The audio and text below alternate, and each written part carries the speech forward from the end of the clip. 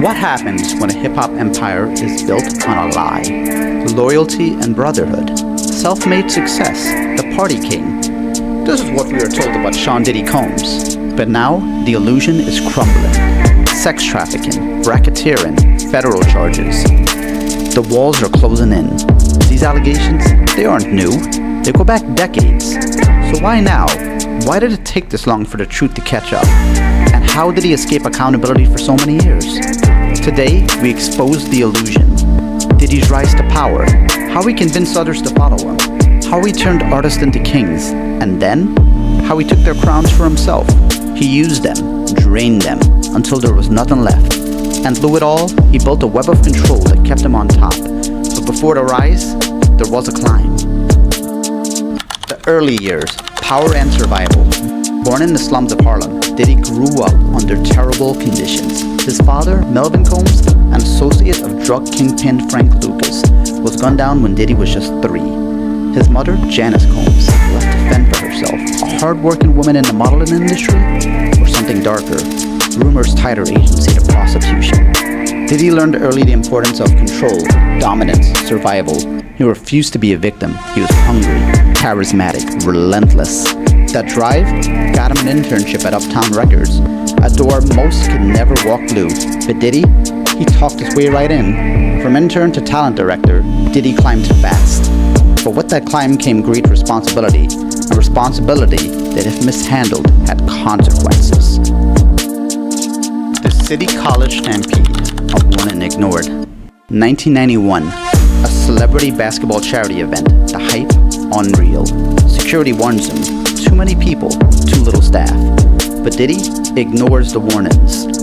There's money to be made, but before the event even started, chaos erupts. Fans push him, shove him, fighting to get in. Then, tragedy. The stampede, 9 dead, dozens injured. How does young Diddy respond? Like anyone would. Sadness, anger, frustration. But then, he takes it too far. Allegedly slaps his own mother. And the victims' families? No true remorse, no accountability. Instead, they spent years in civil court fighting for justice that never came. There were consequences, but not for Diddy.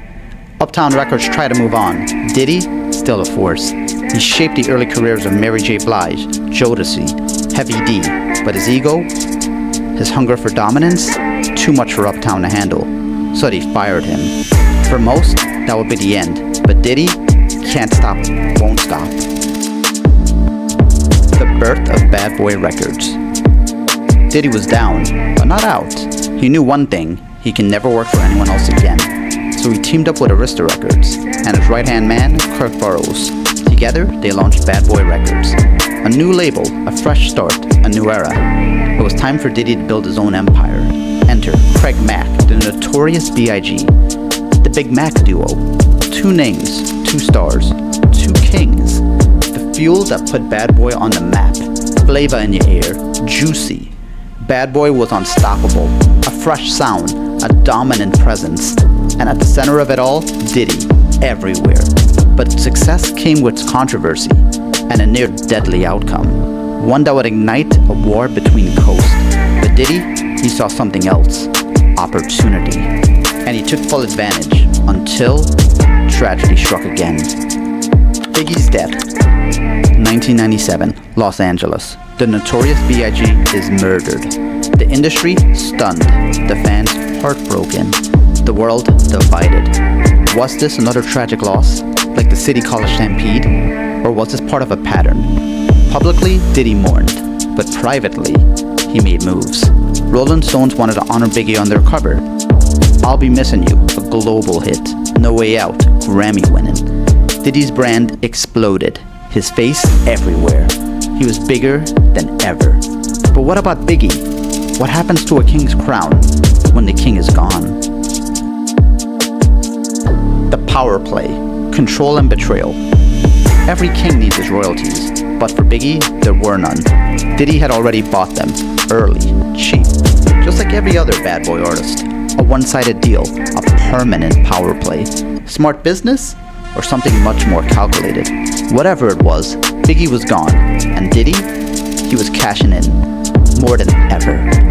Biggie's mother, Valletta Wallace. After his passing, how much of this money did she see? Not much. But money wasn't the only issue. It was how Bad Boy handled Biggie's legacy. She was furious, and when the allegations against Diddy surfaced, she didn't hold back. I hope I see Sean one day, and the only thing I want to do is slap the daylights out of him. She carried that bitter energy towards Diddy until the very end. Just another mourning mother, or someone who saw the truth all along. You remember Kurt Burrows, the man who stood by Diddy after City College? The one who helped build Bad Boy from the ground up? One day, Diddy made him an offer. Except, it wasn't an offer, it was a demand. Sell your 25% stake in Bad Boy for pennies on the dollar. Burrows refused, until the pressure escalated. Alleged threats, baseball bats, violence, and then he was out, fired, forced to start over. But it was even worse than that. He was blacklisted. His biggest artist allegedly forced to cut ties. His future gone. Homeless, moving from shelter to shelter. Now, years later, he's fighting back. But like Valletta Wallace, it's not just about the money. Sexual abuse, coercion. Diddy had taken more than just his take. He had taken his crown.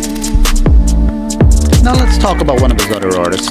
Before Biggie, before Mace, there was Craig Mack, the first king. You remember his breakout hit, Flavor in Your Ear, the song that built Bad Boy? Like Biggie, Diddy kept the royalties. Then, Craig's second album stalled. His moment, gone. Diddy moved on. And Craig under Diddy's contract? Broken, forgotten, trapped. He vanished into seclusion until the headlines read, Craig Mack, dead. And Diddy posted a tribute, but where was the help when it mattered? There was none, because Diddy had already taken what he wanted. His crown. The final chapter. Again and again, Diddy did it. His charisma, his flair, his reputation, it drew you in, made you feel like royalty. For years, he made kings, but in return, he took their livelihood, their will to live, their crowns. And he got away with it, because Diddy was a master of illusion. In public, the life at a party, but behind closed doors, one-sided contracts, cover-ups, and sometimes something even darker. Diddy built an empire, but its foundation was built on lies and manipulation. And now, the spotlight is turning. The illusion, it can't last forever. But this was just the beginning, because the real story, it's so much darker. There's more, much more. And in our next video, we'll pull back the curtain. We'll shine an even deeper light on Diddy, on the allegations that go beyond music.